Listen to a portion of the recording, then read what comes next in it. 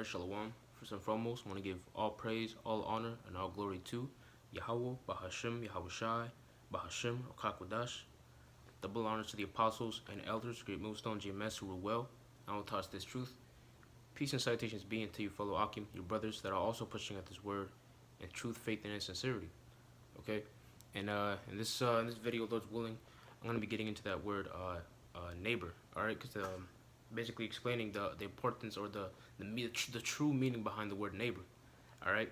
Or the classic quote, a well-known quote around the world, according to the scriptures, is to love thy neighbor. Alright? That's basically what I'm going to be getting into, and prove that that word is actually talking about the nation of Israel. Alright? Or your kinsmen. Alright? The people, the next of kin, someone very close to you by lineage. Alright? By bloodline. Alright? So I'm going to get right into it. This is Matthew chapter 22, verse 36. Master, which is the great commandment in the law? Yahushai said unto him, Thou shalt love the Lord thy power, Yahweh Bashem Yahushai, with all thy heart, and with all thy soul, and with all thy mind. This is the first and great commandment, and the second is like unto it. Thou shalt love thy neighbor as thyself. Alright, so of course you have our Lord in red letter, or our Lord Hamashiach Yahushai, or who the world ignorantly calls Jesus Christ. He just says something. He quoted something out of the Leviticus laws, all right, which is the laws of the Israelites, which is another thing too. I'm going to be getting out some examples in the Old Testament as well as in the New Testament, and as well the origins of it, which is contained in the law. All right, so I'm gonna read that one more time. All right, this is verse 37. Yahushua said unto him, Thou shalt love the Lord thy power with all thy heart, and with all thy mind, and with all thy soul, and with all thy mind. This is the first and great commandment, and the second is like unto it. Thou shalt love thy neighbor as thyself. All right, meaning what? You're gonna treat your Israelite brother as you would like to be treated. All right, that's basically what it's talking about, and a lot of people will take this out of context, mostly because the newspeak. All right, because that of course that word neighbor. All right, if you were to Google the word neighbor, it would generally mean someone that is close to you. You know, they even had examples on there saying, you know, that my next door apartment, my neighbor, quote unquote, lives right near me, and that's basically what they're trying to imply.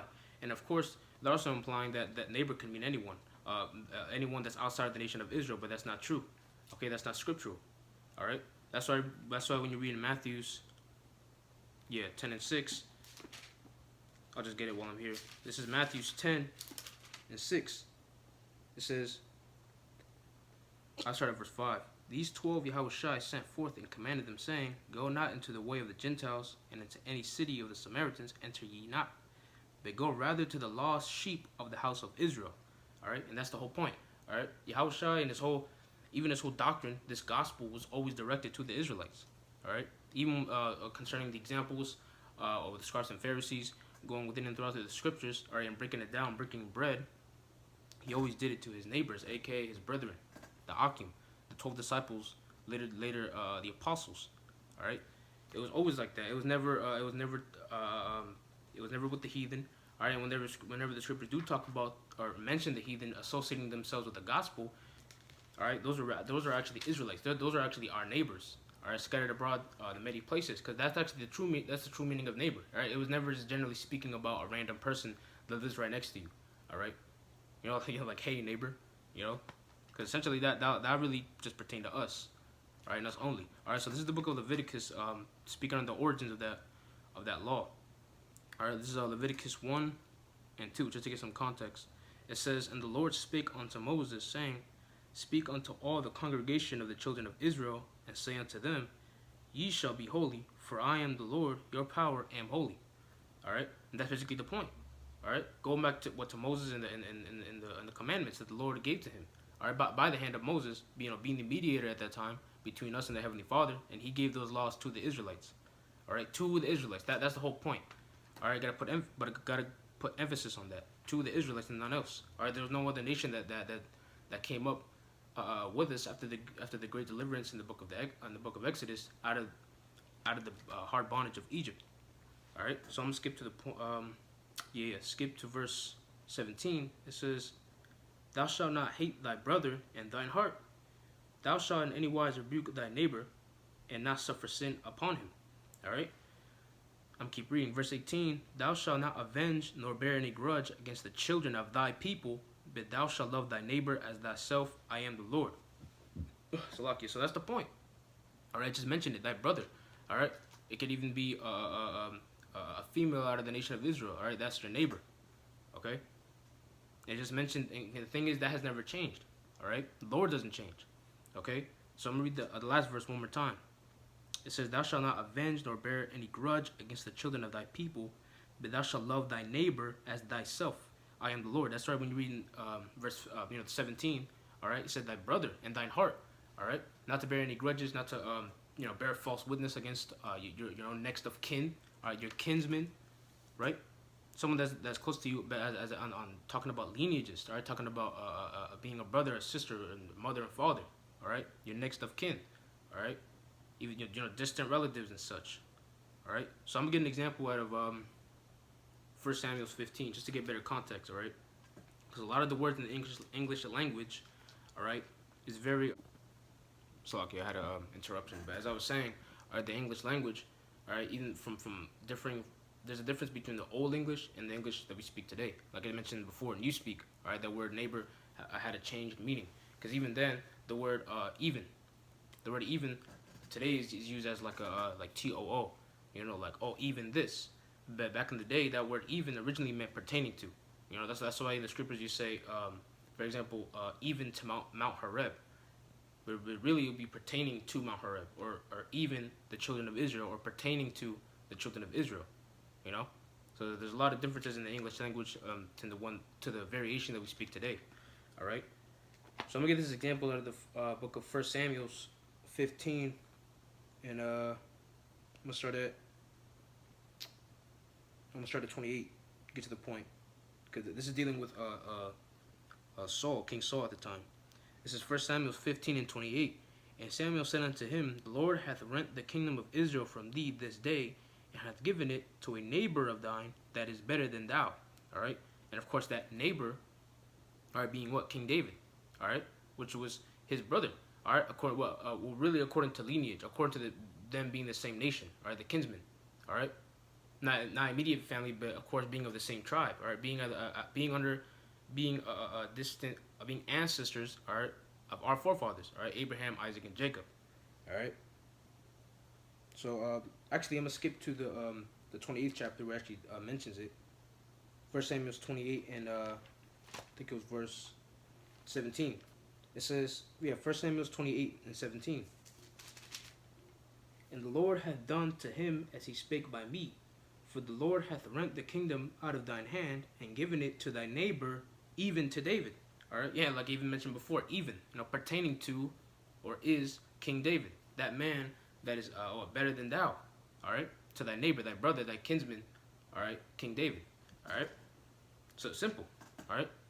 And this is why it's important, of course, to even look up words, all right, because that's actually what I'm about to bring out in the book of Romans in the New Testament, all right. Romans 9, because even Apostle Paul, he used that word neighbor, which is of course a synonym to the word neighbor, all right.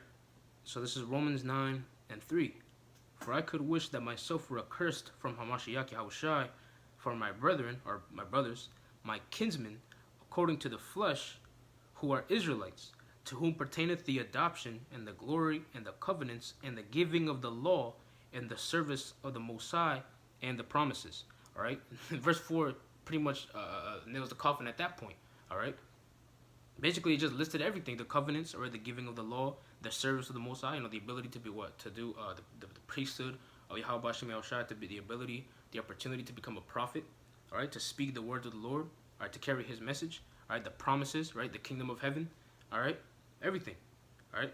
And it says what? Who are Israelites, all right. And in verse 3, it mentioned what? My kinsmen, okay, my kinsmen, what? Meaning one that is close to you by blood, all right, by lineage, not one that is close to you because he lives in the same village as me, or he lives in the apartment right next to me, or because he lives down the block. Therefore he's my neighbor. No, that's not what it's talking about. All right. Now technically, if that neighbor that lives next to me is an Israelite, then by technicality, yeah, he is your neighbor. All right, he's your brother. All right, he's your next of kin because we come from the same nation. Whether it be a distant relative or not, it doesn't matter. What you're part of the same nation of people, Yasher Allah. All right, Israel in the Hebrew. All right. So I'm gonna get the last precept in 15:2, talking about even the gospel say concerning thyself in watching your own conduct, essentially. All right, and the edification sake of the body of Yahweh Shai. So this is Romans 15:2. Let every one of us please his neighbor for his good to edification. All right, and that's the point. Like even in these videos, to edify the body of Yahweh Shai. And it said what to? It said, let every one of us please his neighbor for his good to edification. All right, what to edify? Right, to build our brother. All right, in this truth, our neighbor, in this truth, our kinsman.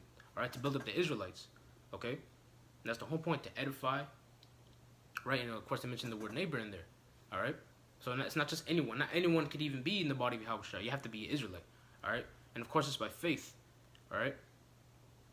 So I'm going to read that one more time and close out. Romans 15:2, let every one of us please his neighbor for his good to edification. All right? That's basically the point. All right? So what, your neighbor being what? Your next of kin, the brother right next to you. All right? Knowing that the word neighbor doesn't just generally mean just anyone under the sun, just any other even an Edomite. Edomite's not your neighbor. All right? You wouldn't even build him up in the body of Yahweh Shai. All right? That's pretty much the point. Lord's willing, this video was edifying. All right, so with that, I want to give all praise, all honor, and all glory to Yahweh, Bahashem, Yahweh Shai, Bahashem, Rukakwadash. Double honors to the apostles and elders of Great Millstone GMS who were well and will touch this truth. Peace and salutations be unto your fellow Akim, your brothers, the brethren that are also pushing at this word and truth and in faith and in sincerity. And with that, I want to say Shalom.